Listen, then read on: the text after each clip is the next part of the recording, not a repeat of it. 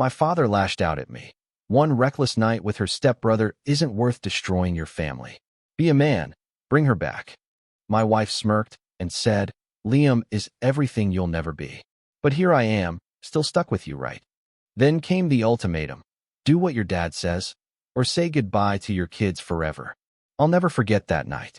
The way they toasted their treachery with those smug grins and clinking glasses. It burned itself into my memory like a scar. They thought they'd won. While they sipped cocktails and whispered plans for a life where I didn't exist, I was standing in the shadows behind the hallway arch, one hand on the safe and the other gripping the last shred of dignity they hadn't managed to rip out of me. It wasn't always this way. Or maybe it was, and I was just the idiot who didn't see it. Her name is Madison, Maddie to most people, Mad to her friends, which fits her just fine. She had that smile that sold lies like they were luxury perfume. Blonde hair always perfect, nails like daggers, and a voice that could go from baby doll to ice queen faster than you could blink. And then there's Liam, her stepbrother, or, as I later learned, her personal therapist, yoga partner, and apparently, nighttime comfort provider. But let's not get ahead of ourselves. That night, my whole world unraveled with 3 sentences and a smirk. I had walked into my father's house with the kids, Emma, 6, and Mason, 9, thinking maybe we could cool off after the last fight. But instead of support, I got a sermon. Dad, old school military type, growled, You swore before God, son. Fix it. One night doesn't end a marriage. One night. It was never just one night. That one night was a lie wrapped in silk. It started when Maddie needed space. Said she wanted to visit her mom in Miami for a week. But she forgot to log out of her iPad before boarding her flight. And guess who still had access to her iCloud? Me. The first photo hit me like a punch, her legs draped over Liam's lap in a cabana. The second, her lips on his neck while he poured champagne. The third, I'll leave that one to your imagination. Let's just say towels were involved. And none of them stayed on for long. I sat on that information for 3 days. Like a fool, I needed to see her lie to my face. Needed the moment where I could look her dead in the eyes and know, you are not who I married. So I waited. She came back on Sunday night. Brought the kids souvenirs like she was coming back from Disneyland. Then she strutted in with her suitcase, fake tan, and that snakeskin smile, like nothing happened. I said nothing, just watched, studied. And when she slipped into the kitchen to call her stepbrother to say she missed our nights, I finally knew. I didn't cry. Not then. I burned. Fast forward to my father's house. After he told me to grow up and fix it, and she strutted in like the devil in designer heels, she dropped the bomb. Do what your dad says, or say goodbye to your kids forever. That was it. That was her checkmate. She thought I'd break, that I'd fall to my knees, beg, crawl. Instead, I vanished. That night, I waited until they were toasting. Dad poured her a drink like she was royalty, and she winked at Liam across the room. I said I needed air. Instead, I emptied the safe, packed 2 duffels, scooped up my kids who thought we were going on a trip, and drove until the sky turned purple and the phone was out of range. One day later, her lawyer called. She's ready to give up everything if you just return. Return? Not a chance. They didn't know it yet, but I wasn't running. I was coming for war. This wasn't just about betrayal anymore. It was about reclaiming every inch of my life they tried to corrupt. And my plan? It had already begun. I drove across 2 states that night, headlights slicing through the darkness like I was cutting away the last ties to that poison of a woman. Emma slept clutching her stuffed unicorn. Mason asked if we were going on vacation. I lied. Yeah, buddy. Just a surprise trip for the 3 of us. I figured I owed them one white lie after the avalanche of deceit their mother built our world on. By the time we reached the motel in Tennessee, my hands were shaking. Not from fear, but rage. Pure, molten rage. The kind that only comes when everything you've built is shattered, and the person responsible is sipping martinis with her so-called stepbrother, celebrating your destruction. I didn't sleep that night.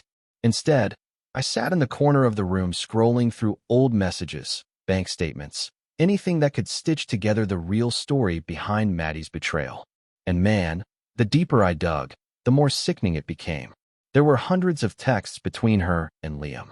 Some of them encrypted in apps I didn't even know she had. But I wasn't born yesterday. I work in IT. I know how to recover deleted data. And what I found, she hadn't just been cheating, She was planning my exit. I told him I needed space to find myself. One message read. Another. Once I get the kids on my side, he's done. But the one that broke me was a voice memo. Her laughing. I swear, Liam, he still thinks I just need time. He's so stupid. Like, pathetic. I replayed that recording over and over. Not because I didn't believe it, but because I needed to let it scar me. Let it fuel what came next. You see, when a man's heart is broken, he mourns. But when a father's family is threatened, he acts. The next morning, I called my best friend, Nate. Navy vet, runs a private security firm now. If there's anyone who knows how to disappear and protect, it's Nate. He answered on the second ring. Drew? It's 6 a.m. What's going on? I told him everything. No filter. By noon, he had secured us a safe rental under a fake name, wiped our digital footprint, and connected me with a lawyer who specializes in strategic custody relocations. That's lawyer speak for get the kids safe before she poisons their minds. Maddie didn't know where we were, but she knew we were gone, and that terrified her. At 4 p.m., she called. I didn't answer. 5 minutes later, a text. You made your point. Come back, and we can talk. Talk. Talk about what? How she pretended to be a wife while screwing Liam in our bed. How she told my father I was emotionally unstable to set me up for a custody battle. I didn't reply. Then came the message that showed her true self. If you don't return by tonight, I'll file abandonment charges. And you'll never see the kids again. There it was, the mask slipping. Maddie was never sorry. Never confused. She was calculated. Every tear she ever shed was a performance. Every smile a trap. And me? I was the fool who bought front row tickets for a decade. But not anymore. That night, I sat on the balcony of our new place, watching the kids eat grilled cheese sandwiches and laugh like the world hadn't imploded. For the first time in weeks, I smiled. Maddie thought she'd broken me, but she didn't realize. I was just getting started. The call came in at 11:42 p.m. Unknown number. I knew it was her. I stepped out onto the balcony, shut the sliding door behind me so the kids wouldn't hear, and answered without a word. Drew, she said. Soft, like a woman lost. Like someone desperate to pull on the last thread of humanity still left in her voice. I stayed silent. She took that as permission to speak. I don't know where you are. The kids, you can't just take them and disappear like this. Still nothing from me. Her voice cracked next. It wasn't real. I knew that now. Every emotion she ever showed me had layers. Twisted layers of manipulation. I made mistakes, she continued. I didn't mean for it to happen like this. Liam. He's not. He was just someone who listened, Drew. You never listened to me. I nearly laughed. After everything she'd done, she was now blaming me for her crawling into bed with her stepbrother? She kept going. I was lonely. You worked late. You were always tired. I felt invisible. And Liam, he made me feel alive again. That was her angle? The you weren't enough for me speech? I finally spoke. My voice was low, cold. You told our daughter I was going on a break because I couldn't handle adult responsibilities. She went quiet. You made her cry, Madison. She asked me if I was running away like the man on TV who lost his job and drank too much. No answer. You turned my father against me. My father. And now you're shocked that I'm done playing house. You don't understand. I understand everything now. She tried to switch tactics. Flipping from guilt to venom like the switch in her brain was just muscle memory. You're kidnapping the kids. Do you realize that? I will get the law involved, Drew. I sighed. Already spoke to a lawyer. You have no case. Not after everything I found. What are you talking about? Your emails. The messages. The photos. The voice memos. The plan to file for custody and claim I was abusive. Silence. Heavy, loaded silence. Then, like clockwork, she snapped. Fine. Be a coward. Take them. Run. You think you're the good guy here? You think you're some hero now? No, Madison, I said calmly. I'm not a hero. But I was your husband. I was a damn good father. And you spat on all of it. She growled the next words. You'll regret this. You don't get to walk away with my kids and think that's it. This isn't over. I smiled. For the first time since the nightmare began, I felt powerful. Oh, Madison. You're right. This isn't over. Not yet. Then I hung up. That night, I couldn't sleep. Not because I was scared of what she'd do, but because I was replaying every moment, every fake kiss, every forced smile, every lie she fed me while probably texting Liam under the dinner table. This wasn't just betrayal. It was premeditated emotional murder. And the worst part? My own father had backed her.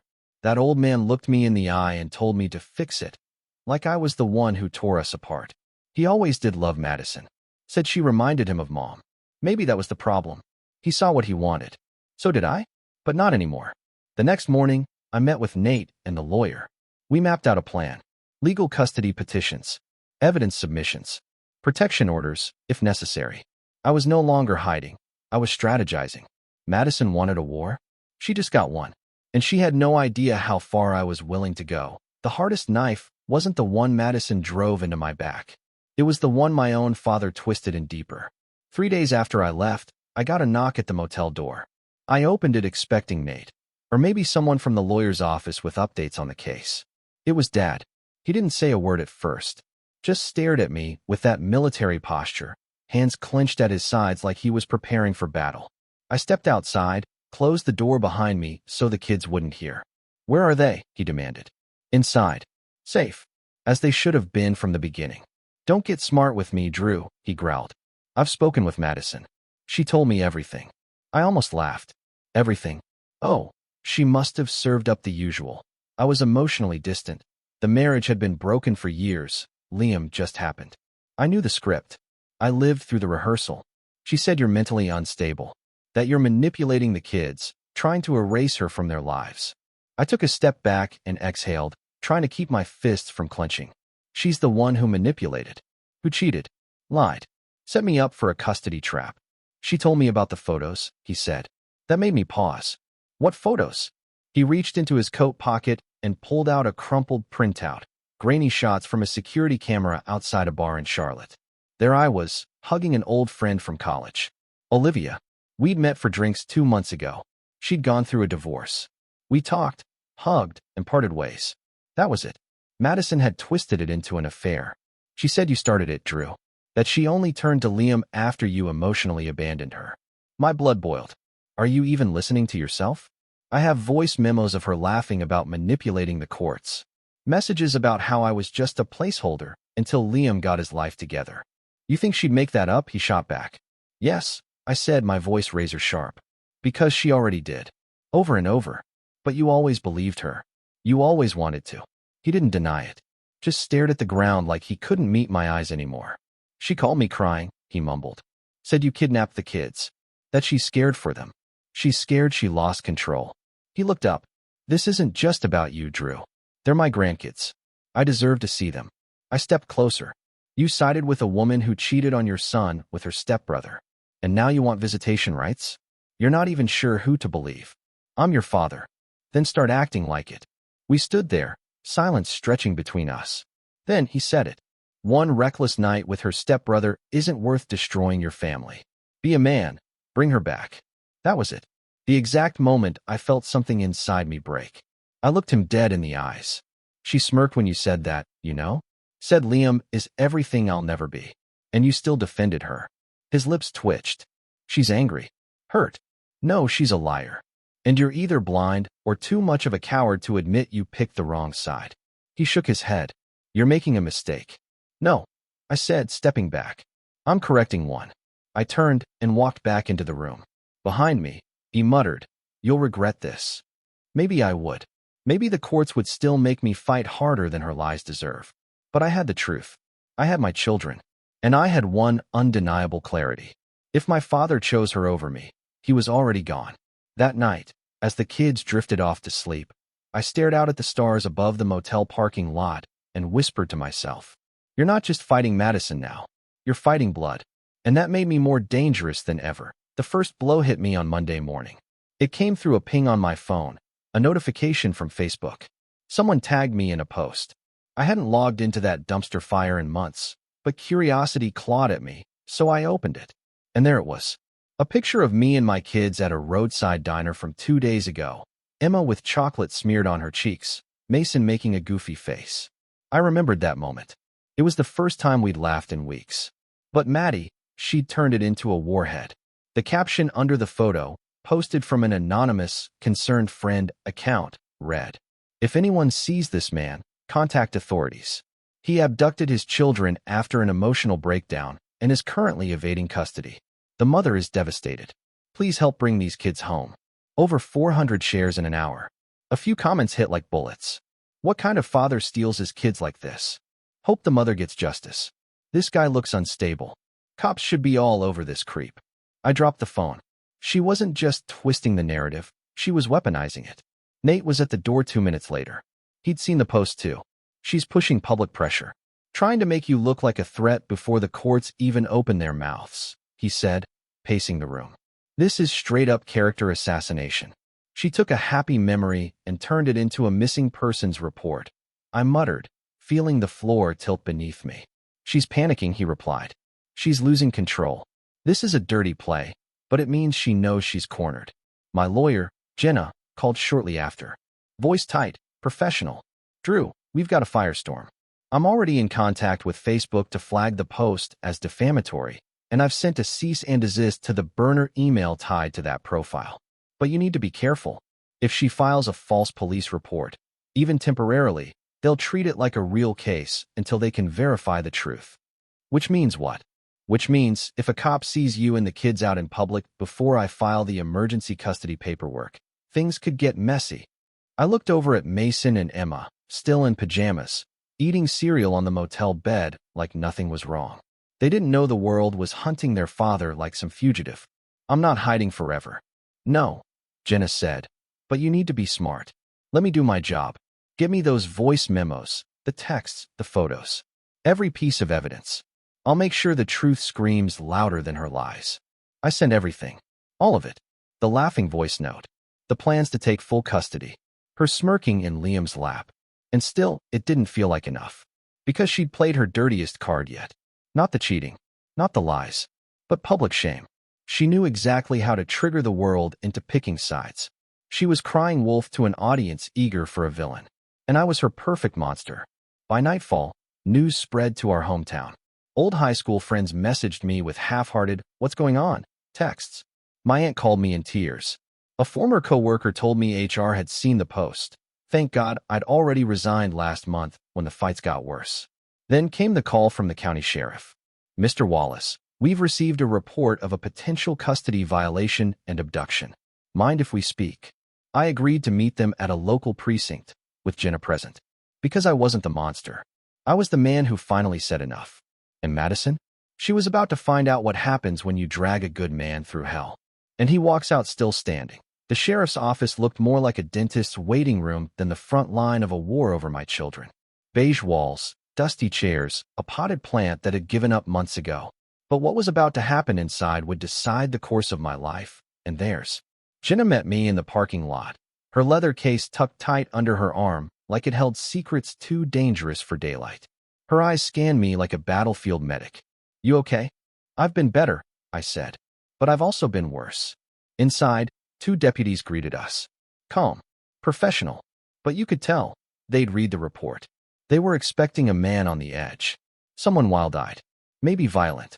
What they got was a guy in a clean shirt, holding a file of his kid's artwork in one hand and a USB stick full of his wife's lies in the other. We sat down across from a female officer named Ruiz. She glanced at my file, then at Jenna. "This is just a standard follow-up," she said. "No formal charges. Yet." Jenna took over. She laid it out. Court motion for temporary custody, proof of the affair, documentation of Madison's public smear campaign. She even had screenshots of the anonymous account posting photos of my kids without consent. Ruiz scrolled through the images and messages. Her poker face cracked once when she played the voice memo. Madison's voice, dripping venom. "He still thinks I'm the sweet little housewife. Wait till the judge hears how unstable he is. Once I have the kids, I'll block his number and say it's for their emotional safety." Ruiz tapped the stop button. "We've seen false reports before," she muttered. "Doesn't make them any less dangerous." An hour later, we walked out without cuffs. No charges. No detainment. But with a warning. Stay low. Don't give her anything she can twist. We did more than that. We escalated. By that afternoon, Jenna had filed for an emergency hearing. The judge granted it. Next Tuesday. 7 days to build our case. 7 days to brace for impact. But Madison wasn't done.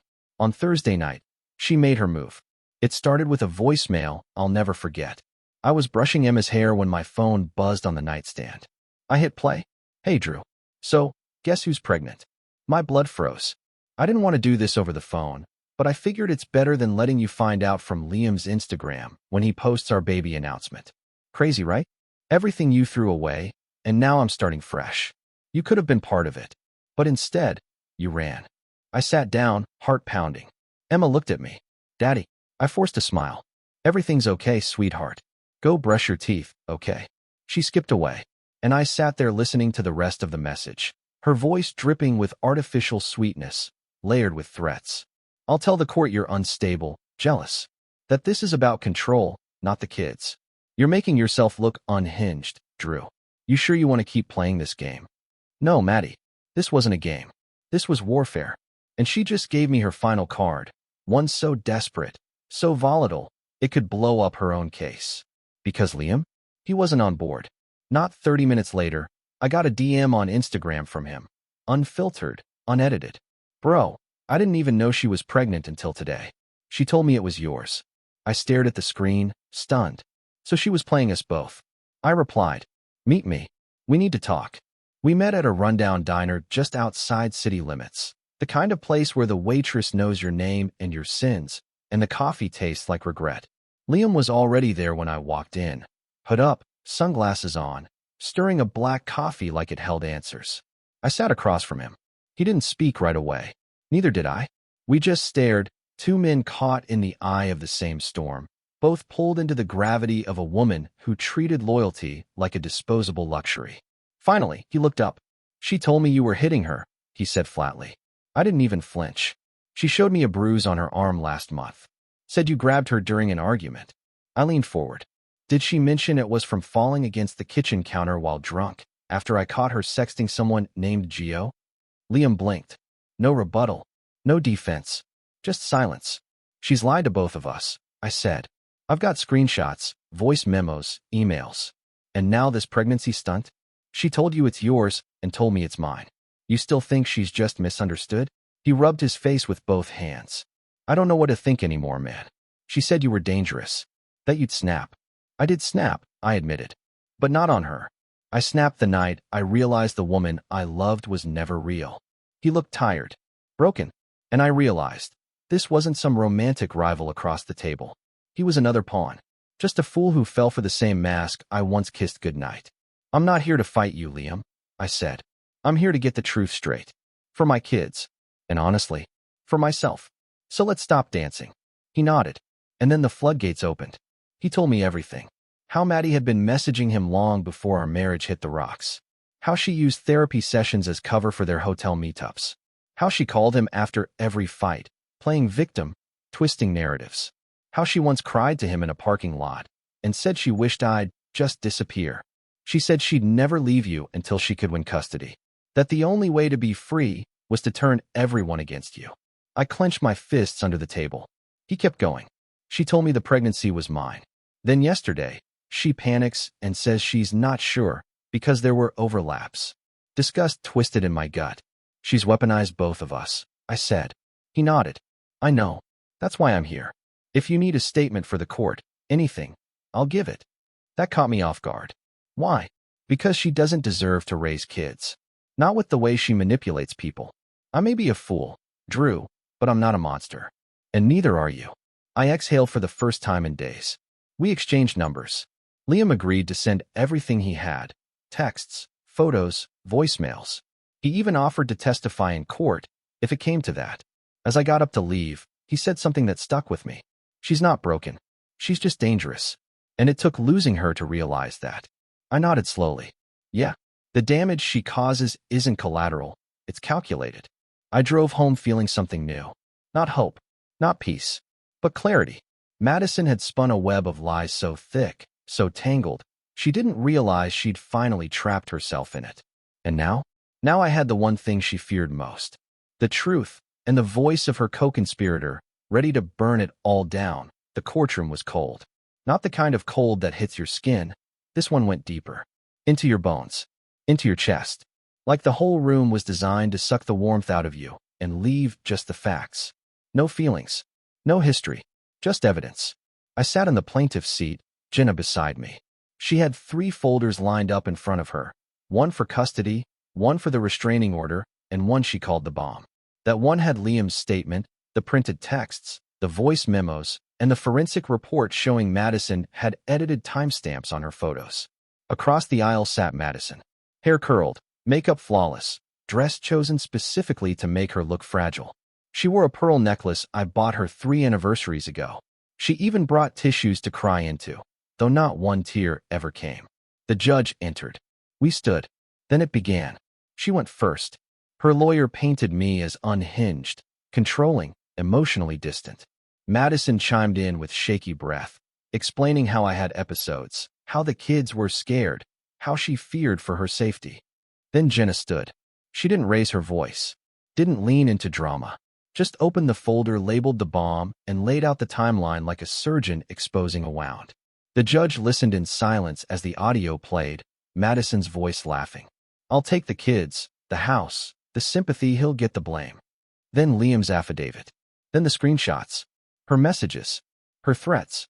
And finally, the twist that sucked all the fake tears out of her eyes, the medical report Liam had requested. Turns out, she wasn't pregnant at all. Just another performance. Another lie to bait sympathy and manipulate the outcome. Her face collapsed, mouth open, throat dry, caught mid-lie with the whole courtroom watching. The judge leaned forward. Mrs. Wallace, would you like to explain this discrepancy? She didn't speak. Not right away. Just looked at me. And for the first time since this nightmare began, I saw something in her eyes that wasn't rage or fake remorse. I saw fear. Real fear. Not because she was sorry. Because she realized she had lost. The judge ruled in less than an hour. Full temporary custody granted to me. Supervised visitation for her. Restraining order approved. Court date scheduled for final custody settlement. When the gavel came down, I didn't cheer. I didn't smile. I just closed my eyes. Not in celebration.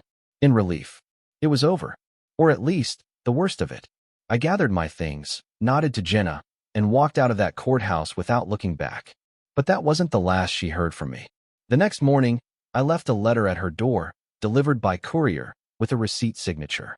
It said, "You once told me Liam was everything I'd never be. Turns out, you were right. He ran from you. I ran through you. I hope one day our kids forget the version of you they saw in court. But I never will. I was the man who stayed. You were the woman who never existed. No threats. No hate. Just closure." She didn't respond. And I didn't need her to. Weeks passed. The house was quiet. Peaceful. The kids laughed more, slept better. I got a new job, a new place, a new start. And every night, I'd read them bedtime stories with voices and silly accents. Because those little moments, they matter more than all her twisted games. I didn't just win a custody case. I reclaimed my soul. So if you're reading this, and you're where I was, lost, lied to, broken, remember this. Don't beg someone to love you when they've already made a sport out of betraying you. Walk away. Then build something so strong, they'll never be able to tear it down again. Because revenge isn't fire. It's peace. And now, I finally sleep.